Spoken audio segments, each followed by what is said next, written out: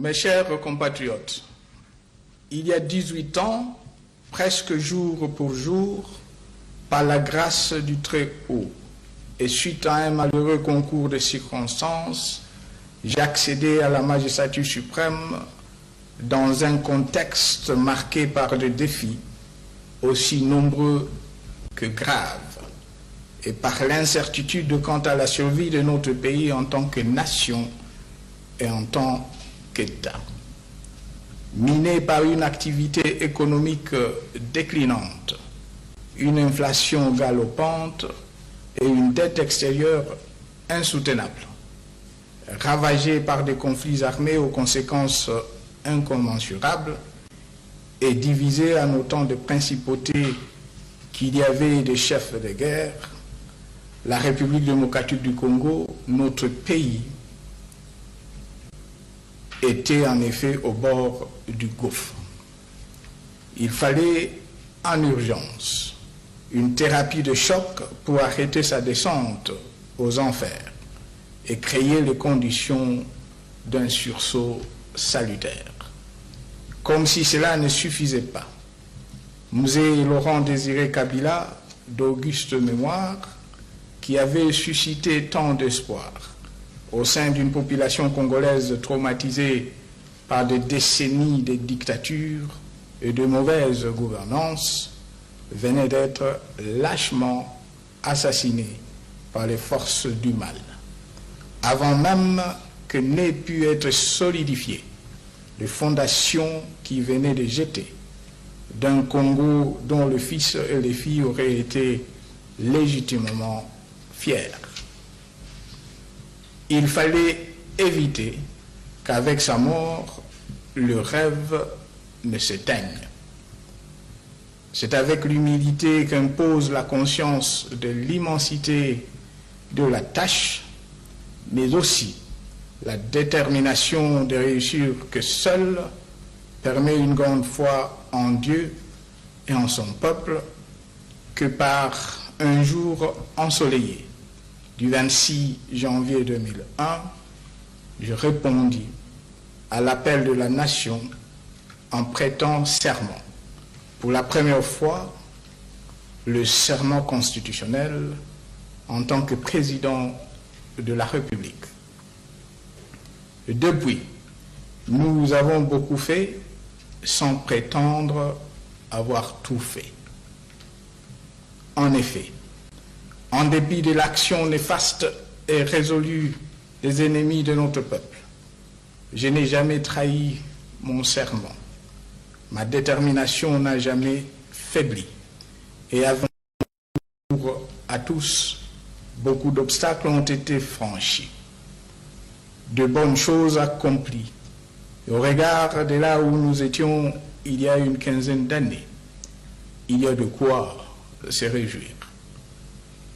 Ainsi, grâce à la mobilisation sans faille de l'ensemble de notre peuple, au dialogue permanent avec les forces politiques et sociales comme moyen de prévention de conflits et de règlement des différends, à l'action de nos vaillantes forces de défense et de sécurité, chaque jour mieux équipées, plus professionnelles et efficaces, à une diplomatie agissante, à des réformes institutionnelles courageuses, au nombre desquelles la décentralisation et la récente révision du Code minier, et à une politique monétaire et une gestion des finances publiques rigoureuse.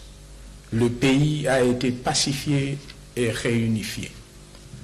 L'économie stabilisée puis relancée, la reconstruction engagée, l'accès aux services sociaux de base amélioré et des avancées sans précédent enregistrées en matière de démocratisation et d'instauration de l'état de droit, avec notamment l'organisation régulière des élections libres et démocratiques. La crise de légitimité née de la révocation en 1960, suivi de l'assassinat en janvier 1961 de notre héros national Patrice Emery Lumumba, a ainsi été résorbé grâce à notre action et sous notre leadership. Et le pouvoir a été effectivement rendu au peuple congolais, son dépositaire naturel. Mes chers compatriotes, le 30 décembre dernier, vous avez, pour la 3e fois consécutive, été aux urnes pour élire le président de la République et les députés nationaux, et pour la 2e fois, choisir vos représentants dans les assemblées provinciales. Grâce à votre maturité, les élections se sont déroulées dans le calme, ce dont je vous félicite. Et une première de taille, elles ont été intégralement financées, comme je l'avais promis, sur fonds propres du gouvernement de la République. La souveraineté nationale, l'indépendance de notre pays et la dignité de notre peuple n'ont pas de prix. Elles ont été réaffirmées. C'est un véritable motif de fierté. Elles doivent continuer à être défendues et sauvegardées, autant que doit l'être notre riche diversité culturelle.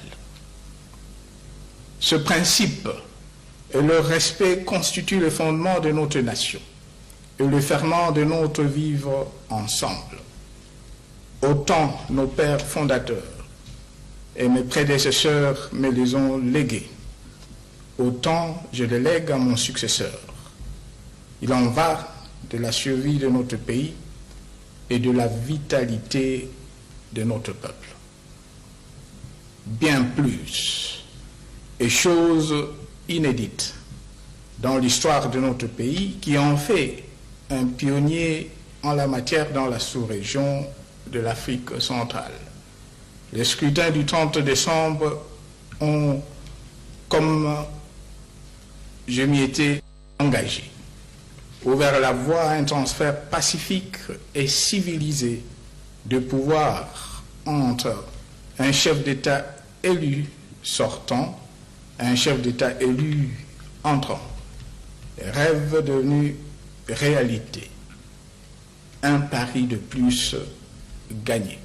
Il en est en outre symptomatique de la cristallisation croissante de la culture démocratique dans notre pays, que l'heureux élu, bénéficiaire de cette alternance historique au sommet de l'État, est issu de l'opposition. C'est le lieu pour moi de réitérer en votre nom comme en mon nom propre nos félicitations ainsi que nos vœux de plein succès au président élu, M. Félix Antoine Tshisekedi Tshilombo. Qu'il soit assuré de pouvoir compter sur moi chaque fois qu'il le souhaitera et que l'intérêt du pays l'exigera. Je l'ai dit avec d'autant plus de force que, dans le choix fait par le souverain primaire de ne pas faire coïncider la majorité présidentielle et la majorité parlementaire, je lis non pas un appel à la cohabitation, mais une exhortation pressante de leaders politiques à regarder dans la même direction, à coaliser leurs efforts et à travailler ensemble pour la satisfaction des besoins de la population et le bien de la nation.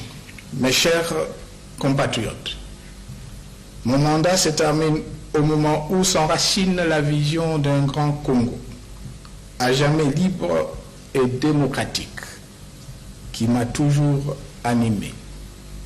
C'est grâce à cette vision, aux valeurs sûres et aux principes de redevabilité et de sanction par le peuple qui la sous-tendent et à l'impulsion de forces progressistes coalisées que nous pourrons légitimement espérer la poursuite du développement de notre pays et de nos provinces. J'en appelle donc à une grande coalition de toutes les forces progressistes. Coalition contre les forces prédatrices qui se sont liguées et qui tenteront toujours de se liguer pour s'accaparer de nos ressources naturelles sans contrepartie pour nos enfants et petits-enfants. Coalition pour défendre, y compris au prix du sacrifice suprême, l'indépendance, la souveraineté et l'intégrité territoriale de notre pays. Le droit légitime de notre peuple à l'autodétermination, ainsi que nos valeurs et notre dignité.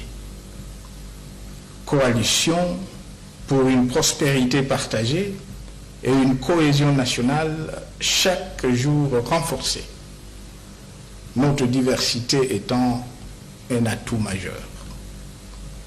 Coalition enfin pour parfaire les chantiers en cours et pour en ouvrir d'autres, plus ambitieux encore dans les domaines des infrastructures, du développement agricole, de transformation locale de nos ressources naturelles, de renforcement de notre leadership sur le continent, autant que sur le marché mondial des minéraux stratégiques. Bref, une coalition pour un Congo fort et prospère, havre de paix, facteur de stabilité régionale et locomotive du développement de l'Afrique. Mes chers compatriotes, la liberté, la démocratie, le bien-être et le développement sont des quêtes permanentes. Un chantier à jamais ouvert sur lequel nous sommes à tour de rôle appelés à servir. Avec votre concours, je fais ma part pour l'heure. Soyez-en vivement remerciés. Singulièrement nos compatriotes sous le drapeau. Respectueux de la Constitution, je vais demain passer la main sans regret ni remords, car en dépit des imperfections dues à toute œuvre humaine, le Congo revient de loin et repose sur des bases solides aujourd'hui, mais plutôt avec de vœux sincères, d'ardentes prières à celui qui, désormais, aura la charge de la nation. Je vous invite à le soutenir massivement, comme vous m'avez accompagné et soutenu tout au long des 18 dernières années. Cet appel s'adresse particulièrement à notre jeunesse, avenir du pays.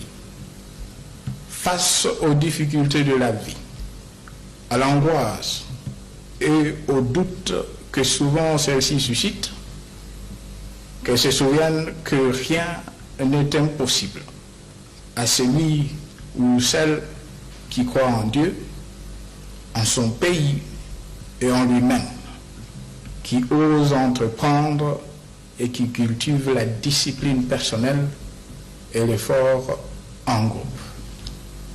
En témoigne le jeune homme assermenté le 26 janvier 2001, aujourd'hui grisonnant. Que Dieu bénisse la République démocratique du Congo. Mes chers compatriotes, je vous remercie.